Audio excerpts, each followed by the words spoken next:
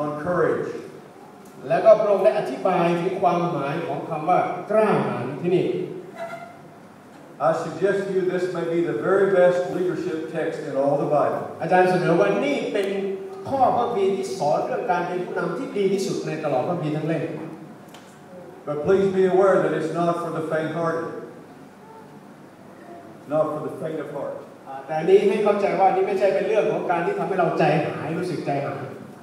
And it's not for someone who is not certain of how or why they want to serve the Lord. อันนี้อยากจะช่วยว่าไม่ใช่อยากแต่ละคนเริ่มรู้สึกไม่แน่ใจว่าทำไมเขาต้องรับใช้พระเจ้า The picture in my mind is just as if God had reached out and taken Joshua by the shirt collar to get his attention. ฟังดูถ้าเราอ่านจากเรื่องนี้จะดูเหมือนว่าพระเจ้ากำลังกระชากคอเสื้อของโยชูวาขึ้นมาแล้วพยายามที่จะพูดกับโยชูวาโดยตรง God will never hide the truth from us. พระเจ้าไม่เคยซ่อนความจริงจากเราทั้งหลาย God gives Joshua a fourfold description of courage, and I want to share with those four things with you from the verses that we've read. และที่จริงพระเจ้าได้ให้ความหมายที่แท้จริงอย่างชัดเจนของคำว่ากล้าหาญกับโยชูวาถึง4ความหมายด้วยกันในพระคัมภีร์ตอนนี้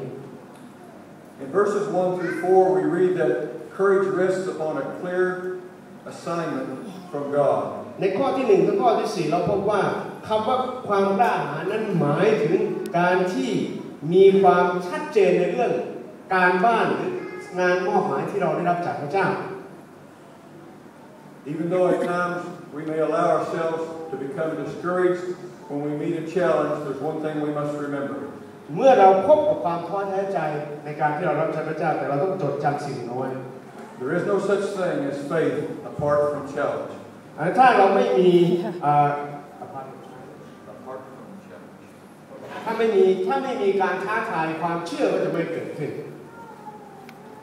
Courage results from faith being used to meet that challenge. การท้าทายจึงความกล้าหาญจึงเกิดขึ้นเพราะเราพบเผชิญหน้ากับการท้าทายด้วยความเชื่อ As for Moses, the man of God had died. เมื่อคนของพระเจ้าอย่างโมเสสได้เสียชีวิตลง But nothing of God had died. แต่งานของพระเจ้าไม่ได้ตายไปด้วย And he gave Joshua the clear assignment. พระองค์ได้มอบหมายภารกิจที่ชัดเจนให้กับโยชูวา He repeated to Joshua what he had told Moses to do. พระองค์ได้บอกโยชูวาซ้ำแล้วซ้ำอีกหลายครั้งว่าสิ่งใดบ้างที่พระองค์ได้บอกให้โมเสสได้ทำก่อนหน้านี้ We should be aware that God doesn't need worthy men. ให้เราจงจำไว้นะครับว่าพระเจ้าไม่ต้องการมองหาคนที่คู่ควร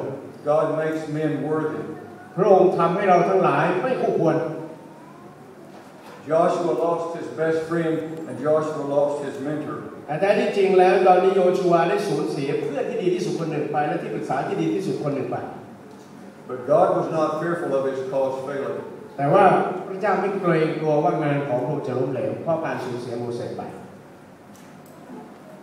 One of my favorite verses is Ephesians chapter 2 verse 10 that tells us to step out in boldness doing the good things that he has foreordained for us to do. ข้อพระคัมภีร์ที่อาจารย์ชอบข้อหนึ่งคือเอเฟซัสบทที่4ข้อ10ที่พูดถึงความกล้าหาญเช่นเดียวกัน If we want our life to count for God and if we believe that God is truly in control, ถ้าเราเชื่อว่าพระเจ้าทรงควบคุมทุกสิ่งทุกอย่างเราจะเชื่อพึ่งในพระเจ้า we must ask ourselves, what has God prepared for me to do? เราต้องถามตัวเองว่าพระเจ้าเตรียมอะไรให้เราจะทำให้บ้างมีภารกิจอะไรที่ทรงเตรียมมาให้เราบ้าง And this question should be asked many times during our life of faith. คำถามนี้ต้องถามเราต้องถามตัวเองต่อเวลาในการดำเนินชีวิตในความเชื่อของเรา The second description of courage is found in verse 5 and verse 9. ความหมายที่2ของคำความกล้าหาญปรากฏอยู่ในข้อที่5ถึงข้อที่9 And that is that courage rests upon the presence of God. ความกล้าหาญอยู่บนการสถิตอยู่ด้วยของพระเจ้า God's calling is the very statement of his presence. แท้ที่จริงการทรงเรียกของพระเจ้านั้นคือการสถิตอยู่ด้วยของพระองค์นั่นเอง And God never calls us to do anything apart from his strength. พระองค์ไม่เคยเรียกเราให้ทำสิ่งหนึ่งสิ่งใดถ้าพระองค์ไม่เสริมกำลังให้กับเราทั้งหลาย By the grace of God, if we could remember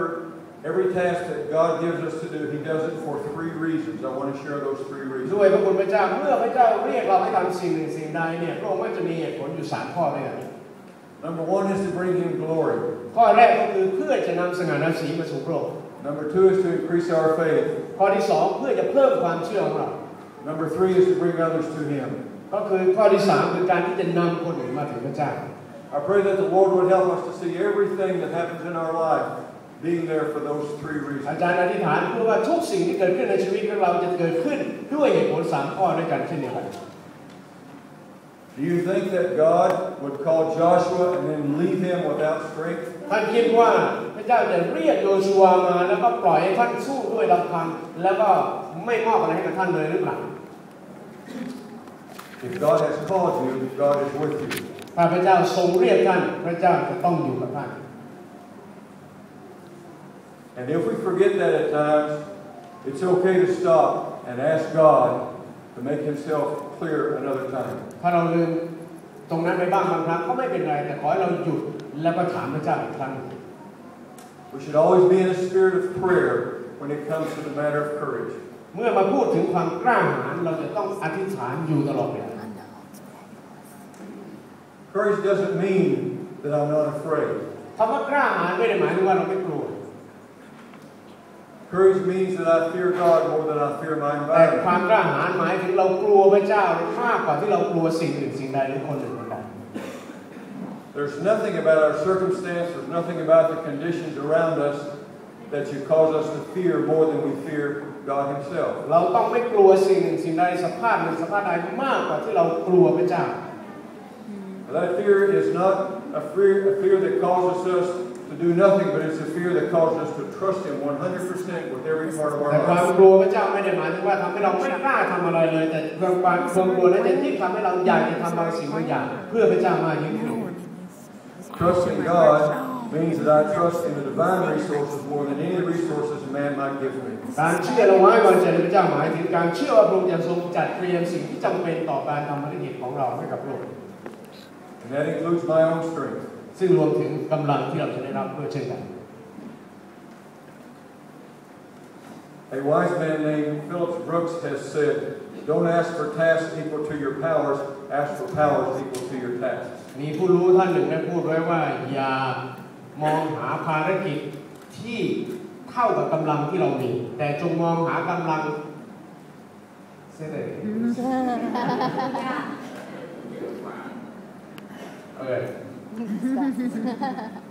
เขาบอกว่าอย่ามองหาภารกิจหรืออย่าขอภารกิจที่เทียบเท่ากับกำลังของเราแต่จงมองหากำลังที่เทียบเท่ากับภารกิจของเราจงมองหาฤทธิ์อำนาจที่เทียบเท่ากับภารกิจของเราพยายามเข้าใจแล้วกัน The third description of courage in God's instruction we actually find 3 times in verse 6, verse 7, and verse 9. And if you look there, I think you'll see the word or words that I'm talking about.